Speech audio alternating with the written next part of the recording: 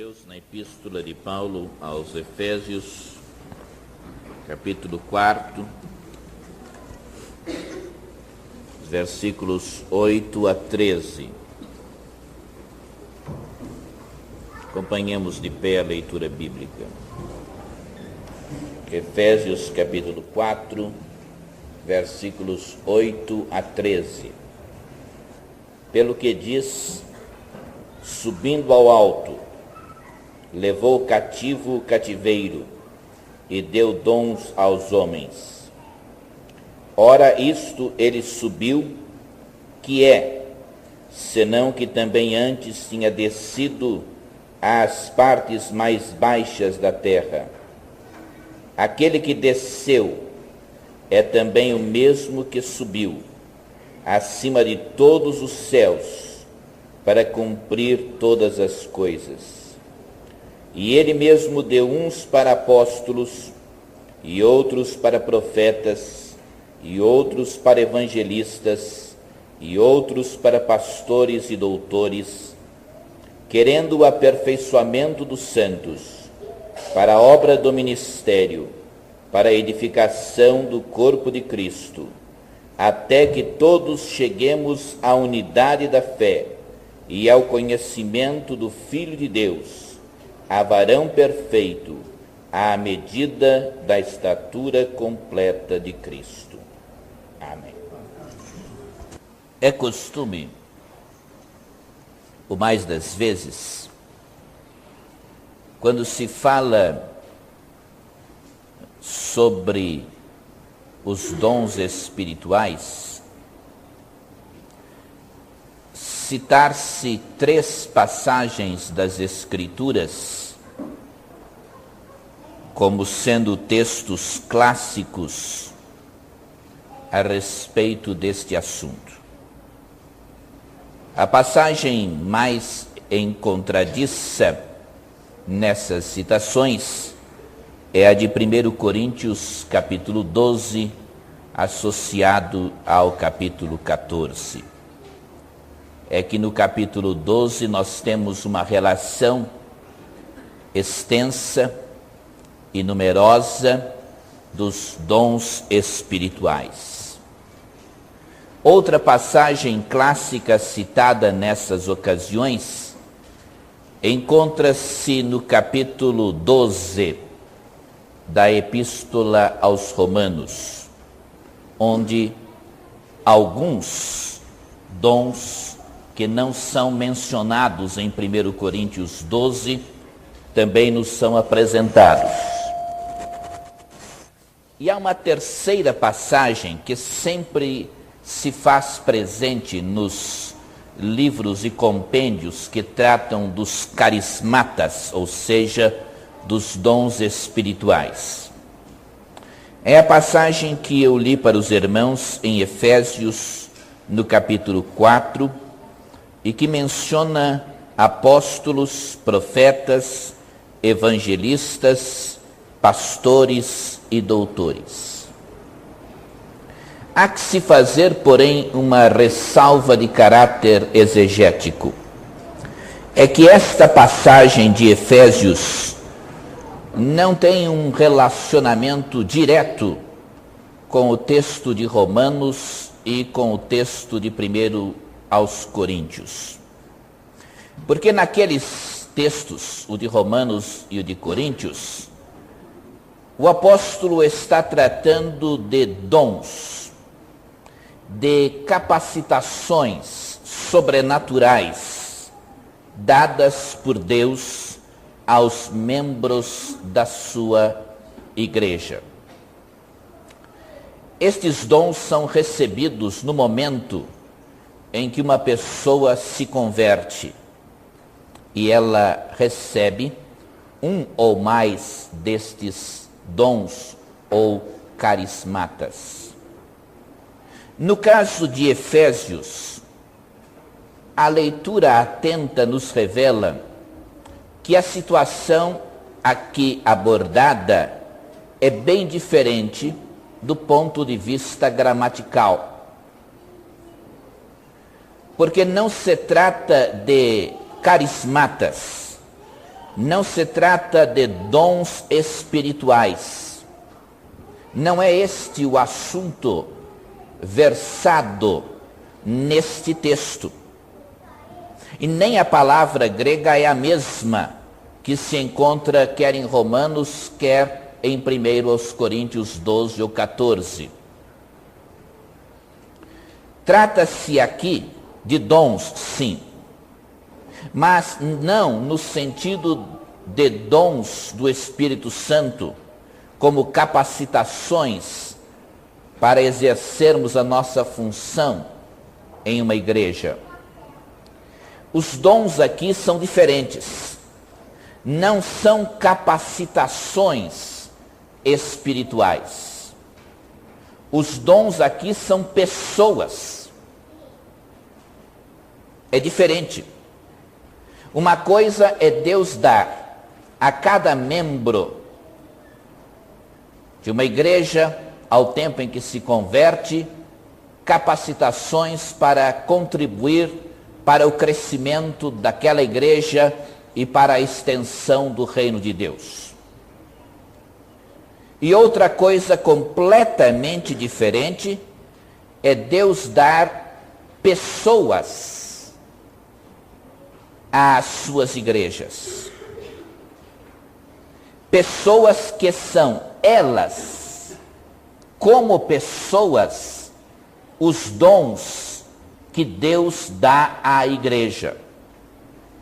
Há uma diferença profunda e fundamental entre estas duas conceituações teológicas. Diz este texto que Deus dá certos dons, isto é, certas pessoas às igrejas. E menciona, versículo 11, e ele mesmo deu uns para apóstolos. Apóstolos foram essencialmente os 12 que Jesus Cristo chamou para servi-lo como tais. Um deles traiu e aparentemente foi substituído por Deus por Paulo. São essencialmente 12, e não vem ao caso hoje tratarmos da doutrina dos apóstolos. No sentido restrito no estricto senso da palavra, apóstolos são 12 e não mais existiram. Mas há um outro sentido, lato sensu, na palavra de Deus, em que apóstolo pode ser aplicado a pessoas que são enviadas para realizar determinada missão de abertura de novos trabalhos, de implantação de novas igrejas. O outro dom é o de profetas. No sentido restrito da palavra, profetas já não mais existem. Eles existiram até que o texto sagrado se completasse. No sentido amplo, porém, da palavra, como aqueles que são capazes de interpretar as escrituras sagradas e aplicá-las ao povo de Deus, nós podemos dizer que existem profetas nos nossos dias. No sentido restrito, porém, é muito claro do que Paulo fala em Efésios capítulo 2, versículo 20, que apóstolos e profetas já não mais existem. Porque Paulo diz, edificados sobre o fundamento dos apóstolos e dos profetas, de que Jesus Cristo é a principal pedra da esquina. Os irmãos não são capazes de ver o alicerce deste prédio. O alicerce do prédio só é visto enquanto o prédio não existe. É ele que sustenta o prédio.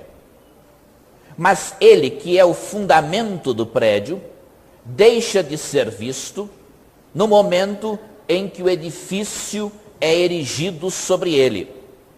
O edifício das igrejas está sendo erigido sobre os apóstolos e profetas. Eles foram o fundamento da igreja que Jesus Cristo veio edificar. Como tais, eles não são mais vistos. O que nós vemos hoje são as outras pedras, que somos nós, pedras vivas, que vamos sendo acrescentadas a este edifício. Depois diz o texto, e outros para evangelistas.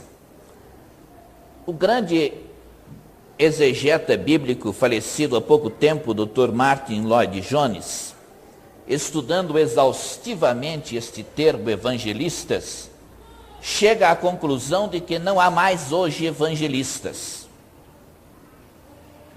E que evangelistas nestes textos neotestamentários eram os associados dos apóstolos. Era o termo empregado para designar pessoas como Timóteo, que acompanhavam os apóstolos. Os apóstolos se faziam acompanhar de diversas pessoas que eram os seus companheiros, Silvano, Tito, Timóteo. Estes eram designados de evangelistas. Num sentido amplo, porém, nós poderíamos dizer que existem pessoas que têm, ou que são, melhor dizendo, evangelistas, e isto seria aplicado nos nossos dias, não a crentes dando o seu testemunho de Cristo. Neste sentido, todos os crentes somos evangelistas. Todos devemos e precisamos testemunhar de Cristo. Não há um grupo de crentes que tem o dom de evangelistas e estes devem falar de Cristo e os outros devem fazer outras coisas. Isto não tem respaldo na palavra de Deus. Mas no sentido amplo nós podemos dizer que a palavra evangelista pode designar uma pessoa que viva fazendo campanhas de evangelização de igreja em igreja, num ministério itinerante. E nesse sentido ela é usada como para falarmos do evangelista Billy Graham. Ele não está pastoreando uma igreja, ele realiza cruzadas de evangelização. Então ele é, neste sentido, um evangelista. Depois nós temos os pastores e doutores. Novamente existe um problema exegético neste texto, em que muitos preferem traduzir por pastor, hífen, tracinho, doutor ou mestre, querendo dizer que significam a mesma coisa. É uma pessoa só. É aquela pessoa que é dada à igreja para pastoreá-la e para ensinar a ela. Com certeza é apenas este dom que Deus continua dando à sua igreja. Por extensão, por ampliação do significado, num sentido não técnico, mas no sentido popular, como já vimos, nós podemos chamar de apóstolo aquele que vai abrir um trabalho. Hoje nós chamamos de missionário. Nós podemos chamar de profeta aquele que aplica a palavra de Deus, um professor de escola dominical que oriente os seus alunos a aplicarem na sua vida a palavra de Deus, nesse sentido amplo, está sendo um profeta. Nós podemos chamar de evangelistas pessoas que não fiquem numa igreja, mas que se dediquem a um ministério itinerante.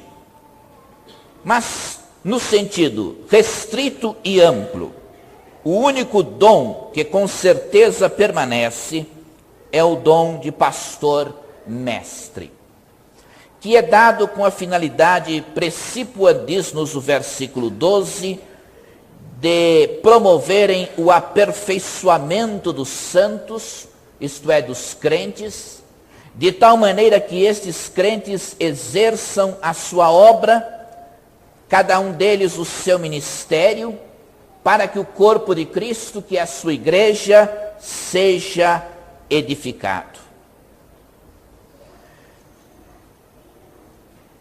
Estava dizendo a um ou dois colegas e a minha família, quando vinha vindo para cá, que a mensagem que estamos trazendo para os irmãos nesta tarde, após esta exegese do texto sobre o qual alastreamos, é completamente diferente de todas as mensagens que eu já preguei na minha vida. Um pastor estava aqui perto de mim e, como tem estado comigo em alguns outros lugares onde eu tenho pregado na posse de pastores nos últimos dias, disse que como é que eu ia fazer para para ele não estar ouvindo sempre os mesmos sermões meus. Acho que ele não me ouviu repetir ainda os sermões, mas ele acho que estava brincando comigo, por causa do número de vezes tão grandes que ele vai a uma reunião e eu estou pregando. E eu disse a ele: irmão, pode ter certeza que eu não vou repetir o sermão hoje, e que não só não vou repetir, como ele é completamente diferente de todos os sermões que eu já preguei na minha vida até agora. Ele tem duas partes apenas. A partir desta exegese que nós fizemos, eu quero trazer-lhes uma proposição. Eu sou obrigado a trazer a proposição. Eu não faço isso nos meus sermões na minha igreja, e os membros da minha igreja agora estão olhando para mim com o sobrancelho cerrado. O que é isso? É o seguinte, é que o pastor Mendes é especialista em pregação expositiva, e eu sei a escola que ele segue de pregação expositiva, e um sermão não tem valor e é reprovado em termos homiléticos, de acordo com os estudos e conceitos do pastor Mendes, se ele não tiver uma proposição, depois uma sentença de transição, e depois então as divisões. Então eu, que não sou tão perito em homilética, que não sei fazer proposição nem sentenças de transição, fico todo atrapalhado para pregar hoje à tarde. Mas eu poderia talvez tentar ensaiar uma proposição, dizendo que Deus continua dando dons à sua igreja ao longo dos séculos. Não sei se passa. Agora eu não sei fazer a frase de transição, porque eu não estou acostumado com esse sistema, mas seria qualquer coisa como esta: Ele o tem feito no passado e no presente. Vamos ver no passado e vamos ver no presente. Eu penso nos dons, nas pessoas, nos pastores mestres que Deus tem dado ao longo dos tempos como seus dons, como dádivas da sua graça às suas igrejas. Naturalmente nós poderíamos nos demorar naqueles personagens que aparecem nas páginas da Bíblia, mas estes os irmãos já conhecem. Por isso eu vou me demorar um pouco mais naqueles que não se encontram nas páginas da Bíblia. Como fazer um sermão expositivo sobre pessoas que não estão nas páginas da Bíblia? O irmão me atrapalha completamente, pastor Mendes. Mas no passado, Deus tem dado às suas igrejas os homens dons. Os dons são os próprios homens. Logo depois do tempo apostólico começaram a surgir, por exemplo, Inácio, Justino Mártir, Atanásio. Atanásio foi um homem que teve que enfrentar sozinho um concílio inteiro, defendendo a doutrina de que Cristo é Deus e homem. E a controvérsia foi muito acesa e aguerrida, e todos estavam contra Atanásio. Mas Atanásio permaneceu firme, e hoje os princípios fundamentais doutrinários do cristianismo se devem, mercê da graça de Deus, ao fato de um homem, dom que Deus deu ao seu povo, ter permanecido firme às suas convicções, enquanto todos se lhe opunham. Depois nós poderíamos citar Agostinho, e todos os crentes fariam bem em ler as Confissões de Santo Agostinho, em conhecer alguma coisa da vida dele. Eu quase que afirmaria que não é crente amadurecido quem ainda não leu algumas dezenas de vezes as Confissões de Santo Agostinho, porque elas são fundamental para aquela pessoa que queira entender um pouquinho do que seja a vida cristã. Surgiu Crisóstomo, denominado Boca de Ouro, o grande pregador. Depois nós chegamos àquele período de corrupção na igreja romana, em que surgiram os dissidentes que começaram a protestar contra as suas heresias. Foram homens dons. O dom de Deus foi a presença, a vida e a existência destes homens. Nós poderíamos falar sobre Pedro Valdo, sobre Savonarola, queimado vivo, sobre João Hus. Nós poderíamos falar sobre Lutero, sobre Calvino, sobre João Knox. Nós poderíamos falar sobre John Bunyan, o grande pastor batista, autor de O Peregrino. Spurgeon leu mais de 100 vezes O Peregrino. Foi o seu seminário. Spurgeon nunca foi a um seminário. Nunca frequentou as aulas de um curso de teologia. Ele tinha o que hoje nós chamaríamos de primeiro grau. O seminário de Spurgeon foi o livro O Peregrino, de John Bunyan, que os irmãos podem encontrar de maneira tão fácil e podem lê-lo tantas ou mais vezes do que Spurgeon chegou a lê-lo. Nós poderíamos falar de Roger Williams, o grande pastor batista nas novas colônias na América do Norte. Nós poderíamos falar de Wesley. Wesley tinha menos de 1,5 metro de altura. Os irmãos sabiam? Era baixinho. Fez uma obra tão grande que todos deveriam supô-lo um gigante como Billy Graham, mas não era, era baixinho. Deus usa os altos e os baixos. Esperança para mim, perto do pastor Orivaldo. Ou de alguns de nós, perto do Perry Ellis, não é? Ou do pastor Silas Melo, perto do Perry Ellis, não é? Os irmãos sabem, Wesley revolucionou a Inglaterra e a América também. Ele pregava várias vezes por dia. Ele estudava andando a cavalo, de um lugar de pregação para outro. Ele foi expulso da igreja anglicana, não podia pregar nas igrejas anglicanas. Ele pregava então ao ar livre, daqui e dali, até que surgiu o movimento do metodismo. Wesley foi um dos homens mais infelizes no seu casamento. A esposa era mais alta do que ele, era mandona, autoritária. Amigo que foi entrando de repente, sem bater a porta. E sabe qual foi a cena que ele encontrou? A mulher tinha agarrado o marido pelo cabelo e estava arrastando a ele pela casa e dando as suas broncas. Eu estou usando palavra muito suave para dizer o que ela estava fazendo.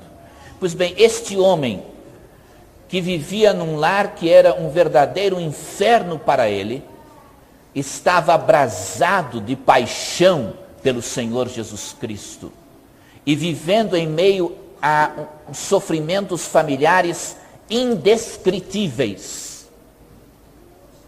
Ele revolucionou 2 países com as suas mensagens poderosas. Nós podemos pensar em George Whitefield, muitos chamam Whitefield. Ele foi companheiro das mesmas épocas de Wesley. Os dois tinham posições teológicas um pouco diferentes, mas os dois foram grandes pregadores. Foi um homem simples. Ele era um grande orador, mas pouco tinha estudado, mas um grande erudito. Não sei se os irmãos sabem que George Whitefield, talvez nem conheçam muito a respeito dele, mas George Whitefield, ou Whitefield, revolucionou a Inglaterra e os Estados Unidos. Uma vez o primeiro-ministro da Inglaterra quis ir ouvi-lo e disse em casa: eu vou deixar todo o dinheiro aqui, porque eu soube que se alguém for ouvi-lo levando dinheiro no bolso, ele obriga as pessoas, ele convence as pessoas a deixarem todo o dinheiro lá. Então ele foi sem nada. Quando acabou o sermão, ele se virou para a pessoa ao lado e disse: eu sou o primeiro-ministro, você pode me emprestar tanto, depois eu mando pagar na sua casa?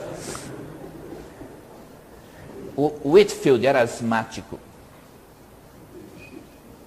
Ele tinha crises de asma quase que semanalmente. Ele passava noites em claro sem poder dormir. Certa vez, já idoso, Whitefield foi chamado de madrugada por um grupo de crentes que vieram à casa onde ele estava morando e pediram que ele pregasse. Ele acendeu uma vela e da escadaria da casa ele pregou até que a vela se apagou. E veio o seu último ataque de asma e ele subiu para o quarto e morreu. O asmático, fraco e doente Whitefield sacudiu 2 continentes para o Senhor Jesus Cristo. Foram homens dom. Eu posso pensar em Davi Brenner. Ele foi missionário entre os índios, em certa região dos Estados Unidos. Ele ficou tuberculoso. Durante 2 ou 3 anos, tuberculoso, e quem já sofreu do pulmão alguma coisa, sabe que qualquer doença no pulmão tira as energias da gente. Durante 2 ou 3 anos, tuberculoso, naquele tempo não havia remédio como nós temos hoje para a tuberculose, ele continuou entre os índios pregando. Às vezes o seu intérprete era um índio não convertido, bêbado, mas que sabia inglês para poder interpretá-lo. Houve tribos que se converteram inteirinhas, todas as pessoas. Ele não podia viajar mais, doente que ele estava, e ele só tinha uma maneira de trazer as pessoas para ouvi-lo, era orando. Ele orava e em resposta às suas orações, as pessoas vinham de toda parte para ouvir David Brenner pregar. É um dom, um homem dom, um homem dom da graça de Deus dado à sua igreja. Eu posso pensar em William Carey. Eu estive na Inglaterra e pude ver lá alguns dos livros e materiais usados por William Carey. Ele era um sapateiro, de pouca instrução. Colocou diante dele um mapa do mundo e começou a orar pelos diversos países do mundo. E Deus o chamou para realizar uma obra de missões. Ele é chamado pai de missões modernas. Quando ele se apresentou à União Batista Inglesa, ainda é este o nome dela, ele foi rejeitado. O presidente disse: quando Deus quiser salvar as pessoas nos outros povos, ele fará isso. Nós não precisamos nos preocupar com a obra missionária.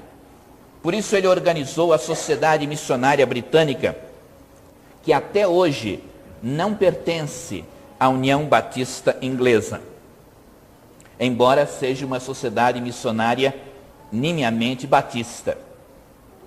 Mas ela funciona à parte, porque foi o único meio como Carey pôde fazer a sua obra. E sem sustento ele partiu, e não há tempo para contar a maneira como Deus veio a levantar aqueles que iriam sustentá-lo para realizar a sua obra. Ele é chamado pai das missões modernas, um sapateiro. A gente pode pensar em Moody. Certo professor de gramática e literatura foi ouvir Moody, e depois de ouvi-lo, chamou-o à parte e disse: eu notei 17 gravíssimos erros de inglês, eu ia dizer em português, de inglês na sua mensagem. Moody falou: bem, com 17 erros, Deus fez isto que o irmão acabou de ver. E o senhor, sem nenhum erro, o que é que Deus está fazendo através da sua vida? Nós podemos pensar em George Truett. Domingo passado à noite, nós passamos em nossa igreja um pequeno filme de 25 minutos sobre uma parte da vida de George Truett. Talvez os outros pastores aqui queiram passar na sua igreja. Ele apareceu na nossa igreja da seguinte maneira: há um membro de nossa igreja, e o irmão que é da Juratel talvez se interesse por isto, que é da Juratel não, que é o chefe da Juratel, é o que gosta de comprar filminhos de Pato Donald, etc., para passar para as crianças na nossa igreja. Não sei onde é que ele compra por aí. E o homem que vendia esses filminhos disse: eu tenho aqui um filme de um pastor, o senhor é crente, talvez lhe interesse. E ele comprou o filme. E está dublado em português, por alguém que evidentemente não é crente, por causa da linguagem que usa. E eu fui visitá-lo e ele passou o filme para mim, para eu dizer se aquilo era verdade. E é verdade. É a história verdadeira dos primeiros anos de vida do grande pastor da primeira igreja batista de Dallas, George Truett. Eu não vou contar o filme, senão a Juratel não poderá explorá-lo. Mas Truett passou por grandes problemas na sua vida. Construiu a maior igreja batista do mundo. Quando ele faleceu, ela tinha quase 10 mil membros. Hoje tem 23 mil membros. Só teve 2 pastores, George Truett e o Dr. Criswell. Quando ele estava bem velhinho, no leito do hospital, 2 diáconos foram visitá-lo. E ele pediu a esses diáconos que o amparassem, que o levassem até a janela do seu quarto. Pediu que abrissem a janela. E com os braços estendidos e as lágrimas a lhe correrem pela face, orou, suplicando pela salvação das almas daquela cidade de Dallas, pela qual ele tinha dado a sua vida. São homens dom, são dádivas de Deus à sua igreja. Eu tive a oportunidade de interpretar durante 15 dias para o Dr. Criswell, o sucessor do pastor Truett, e conviver um pouco com ele dessa maneira.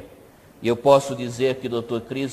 Criswell é outro homem dom, dádiva de Deus à sua igreja, pela paixão pelas almas que ele representa. Esta primeira parte do sermão. Deus tem dado ao longo dos séculos homens dom à sua igreja. São dádivas da graça de Deus. Primeira parte, Deus tem feito isto no passado e em outras terras. Segunda parte, Deus está fazendo isto no presente e no Brasil. Deus está fazendo isto no presente, ou tem feito isto em nosso Brasil. Eu não vou me demorar para falar sobre Begbie ou sobre Taylor, ou sobre Salomão Ginsburg, chamado judeu errante pelo Brasil, ou sobre Campelo, os nossos primeiros missionários entre os índios em nossa pátria, ou sobre Davi Gomes, ainda vivo. Recentemente teve um livro sobre sua vida, escrito por uma escritora americana e prefaciado pelo Dr. Billy Graham, como um homem de fé, um testemunho vivo de fé. Eu não vou me demorar para falar sobre Rubens Lopes, com quem eu tive a oportunidade de estar várias vezes, inclusive viajando junto por este Brasil, visitando as autoridades, e com quem convivi um pouquinho, não quero esnobar agora, lá na igreja de Vila Mariana, algumas vezes conversando com ele no seu escritório, ou ocupando algumas vezes o seu púlpito. Ele é muito conhecido. Permitam-me que eu me demore um pouco mais em algumas outras pessoas que também são conhecidas dos irmãos ou foram conhecidas dos irmãos. Um grande amigo meu foi o pastor Rafael Gioia Martins. Eu tive a oportunidade de pregar no seu sepultamento. Pastor Rubens Lopes pregou na igreja e eu preguei no cemitério. Eu tenho nas minhas mãos o sermão que eu levei para pregar, só que não me deram um púlpito lá e na hora eu não pude usar o esboço. Esse é o problema do pregador depender, às vezes, do esboço. Na hora eu não tinha onde colocá-lo, então eu preguei aquilo que eu lembrava. Mas eu gostaria de citar algumas coisas que eu mencionei naquela ocasião, a respeito de um homem-dom, dádiva de Deus ao seu povo. Acho que foi ele que batizou minha esposa. Eu disse alguma coisa a respeito dele, mais ou menos o seguinte, apenas alguns parágrafos. Homens há que a gente não pode admitir que venham a morrer. Assim foi em nosso século Gandhi, tem sido Albert Schweitzer e o Billy Graham. Eles representam e encarnam uma causa. Tornaram-se o símbolo do ideal que defendem. Rafael Joia Martins é um deles.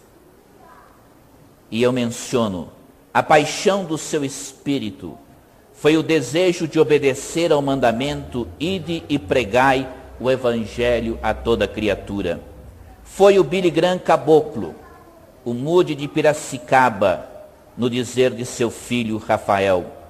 Viajou milhares de quilômetros e pregou a milhares de pessoas. Quantos de milhares se entregaram a Cristo em seu ministério? É que ele encarnou o amor de Jesus para com as almas perdidas. Voltou suas costas a qualquer distinção acadêmica com que seus talentos o pudessem distinguir. Nunca buscou a fama e nunca amou o dinheiro. Não ambicionou a popularidade. Poderia ter dito às suas congregações, não viestes aqui para ver um homem. Se seu púlpito foi ornado por um estilo erudito, foi sempre para reforçar a verdade e nunca para se apresentar. Não buscou a sua glória. Estava pronto a ser um louco por amor de Cristo. Isto foi escrito durante uma noite inteira em que eu passei tentando preparar para, convocado à alta hora da noite, pregar no outro dia de madrugada sobre pastor Rafael Joia Martins. Era destemeroso no exercício do seu ministério. As ameaças de morte eram recebidas com serenidade. Várias vezes eu almocei ou jantei na casa do pastor Joia. E várias vezes eu o ouvi, porque eu provocava a fazê-lo, as suas experiências. Quantas vezes ele desafiou a morte para evangelizar a nossa pátria. Mas as ameaças de morte eram recebidas com serenidade. Vida posta nas mãos de Deus. Em São Paulo, no Jabaquara, e ele me contou as experiências acontecidas aqui. Em Manaus, no Amazonas, Satanás foi enganado. Pensara em tirar-lhe a vida, mas os anjos do Senhor o rodeavam. Nenhuma flecha pôde tocá-lo. O Senhor era seu escudo. Depois eu disse alguma coisa a respeito do seu grande afeto e o seu grande amor para com a sua esposa, para com os seus filhos, netos, noras, genros. Esse homem que tinha um coração que estava sempre cheio de afeto e de amor, tanto que ele conseguiu me querer bem.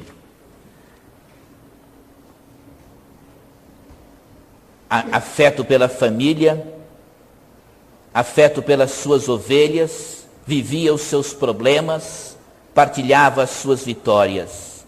A igreja que naquele tempo eu estava pastoreando tinha sido anteriormente pastoreada e organizada por ele. Referia-se a ela como a menina dos seus olhos. Por muito amar, muito deve ter sofrido. Quanto mais se ama, mais se sofre. E ele foi perseverante na carreira que Deus lhe deu.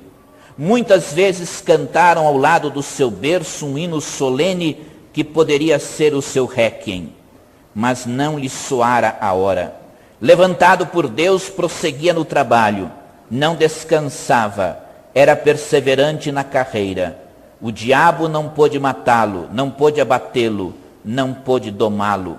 Sua chama nunca deixou de arder. Mesmo por causa, enfrentando a sua debilidade física, ele não se entregava. O fardo da tarefa por acabar pesava sobre ele. Ele combateu o bom combate. Ele acabou a carreira. Ele guardou a fé. Faz alguns meses, não sei se chega a um ano, eu tive a oportunidade de pregar na inauguração de uma praça pública aqui em São Paulo, com o nome do avô de minha esposa, pastor Domingos Datílio. Ele também foi um homem dom, dádiva de Deus à sua igreja. Eu disse naquela ocasião, entre outras coisas, a sua perseverança na carreira que Deus lhe confiou o fez permanecer a um homem simples, de pouquíssimas letras, que estudou lá no nosso curso de Bauru. O fez permanecer como titular da grande primeira igreja batista da Penha durante 15 anos e meio, e após isso pastoreou por 3 anos a igreja de Ponte Grande de Guarulhos. Não descansava, trabalhando e pastoreando como a maior parte de nossos heróicos pastores perseverou. Espírito intrépido e arrojado. Mesmo quando o peso dos anos se fazia sentir, não se entregava. Seu coração ardia dia e noite com o propósito de dar o evangelho a toda criatura.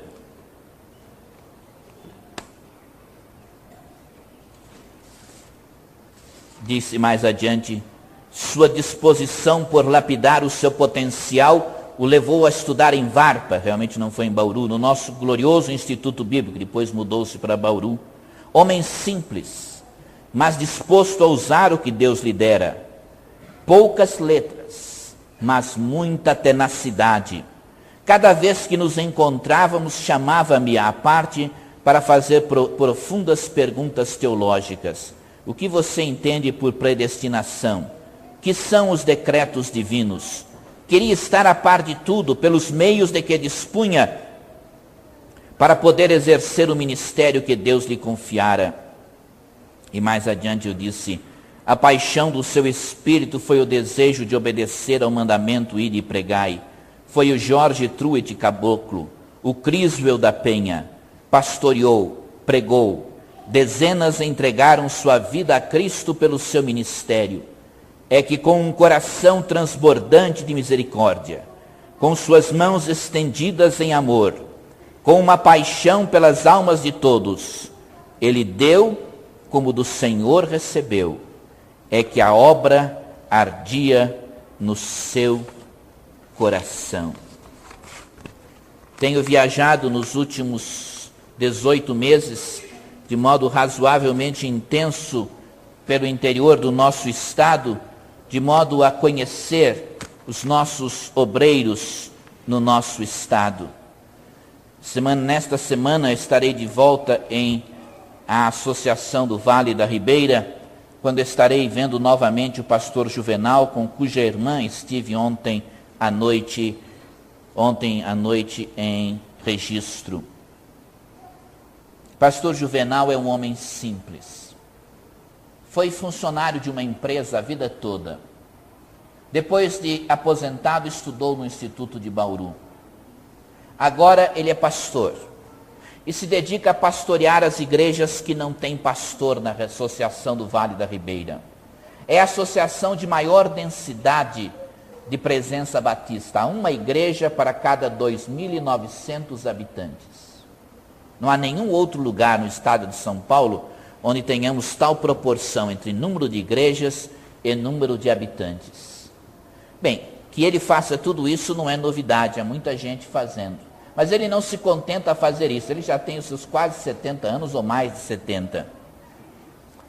Uma vez por mês, o pastor Juvenal pega o seu acordeon, que ele aprendeu a tocar com o pastor Olímpio Rudini Leite, e coloca nas suas costas, e junto com um amigo que pega uma mala, com um pouquinho de roupa e um pouco de comida, eles andam, permitam-me dizer, a pé, durante o dia inteiro, desde o nascer do sol até o pôr do sol, para chegar a uma localidadezinha chamada Barreiros, onde há 42 famílias morando. Nenhuma é crente ainda.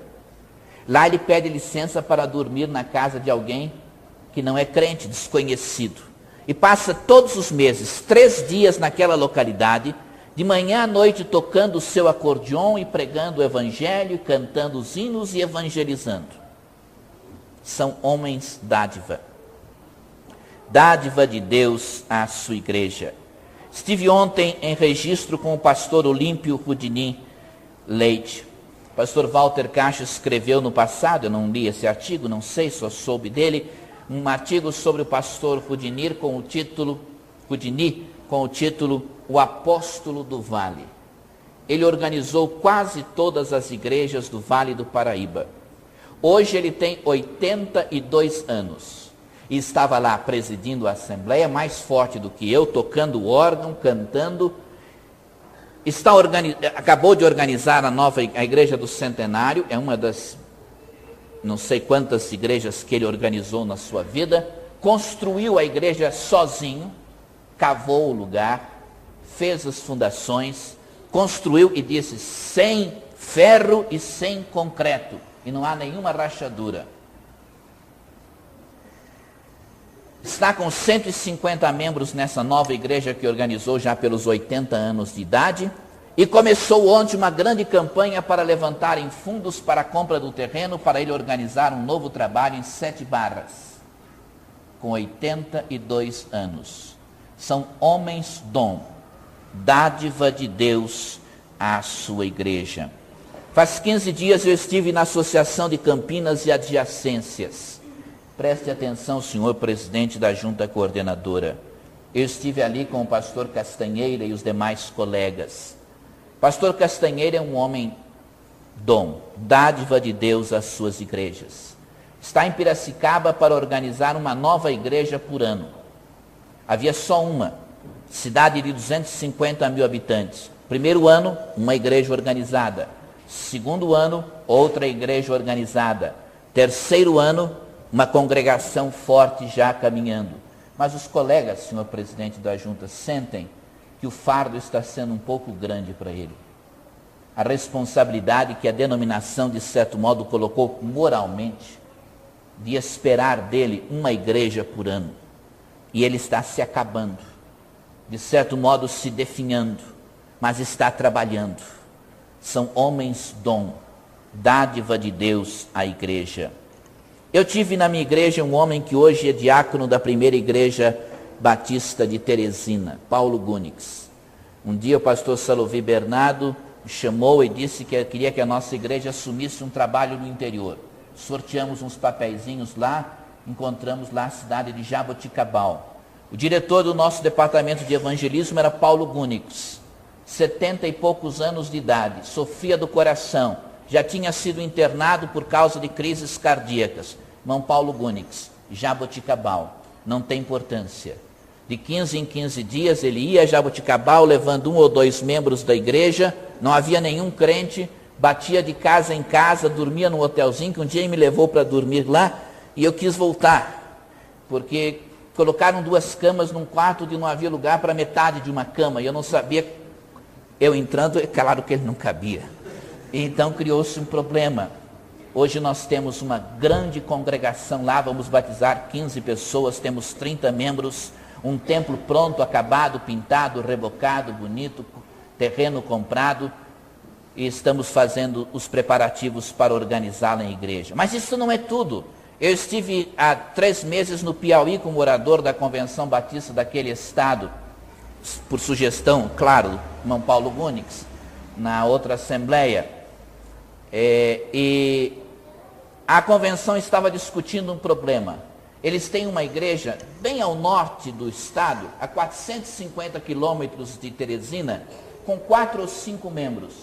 E a convenção estava discutindo se fechava aquela igreja, fechava aquele trabalho. Levanta-se Paulo Gunix e diz, eu assumo a responsabilidade do trabalho. Quase 80 anos, sofrendo do coração, vai viajar, ida e volta 900 quilômetros, para continuar o trabalho de evangelização. Ele mal sabe escrever o nome dele. Com muita dificuldade ele escreve o seu nome. Eu poderia continuar, mas os irmãos vão ficar cansados. São tantos. Mas nesta galeria de homens dom, dádivas de Deus à sua igreja, eu incluiria, pelo que ele já é e pelo que ele já tem significado para a causa de Deus, o novo pastor desta igreja.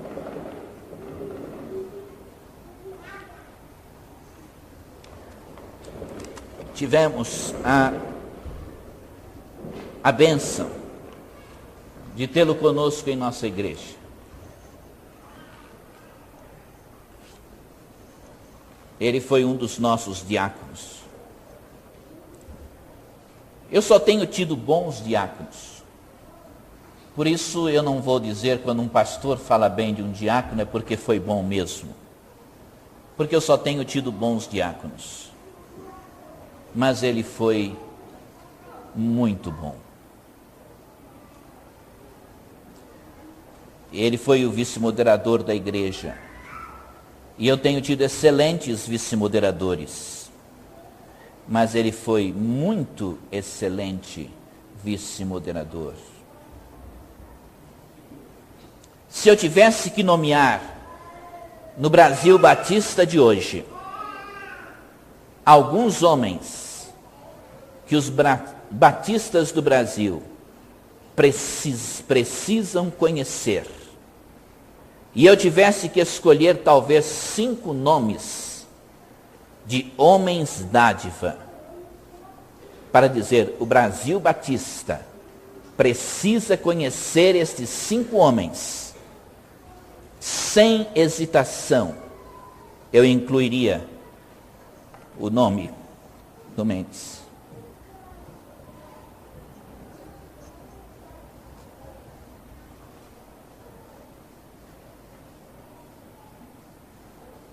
Estes homens surgem muito raramente no cenário de uma denominação. Estes homens surgem muito raramente no seio das nossas igrejas. Mas eles surgem. E quando eles surgem, eles devem receber de nossa parte todo o apoio e as nossas mais fervorosas orações. E devemos sustentá-los e apoiá-los. São dádivas da graça de Deus, mas são humanos. São fracos. São de carne e osso. Têm lutas internas e externas. Mas eles têm sabido se apropriar da graça de Deus em todas estas circunstâncias. Por isso, nesse instante, como colega, como irmão e como amigo, eu desejo que Deus continue a fazer do Mendes o que já fez dele até agora. Um homem dom e dádiva para as nossas igrejas nos nossos dias.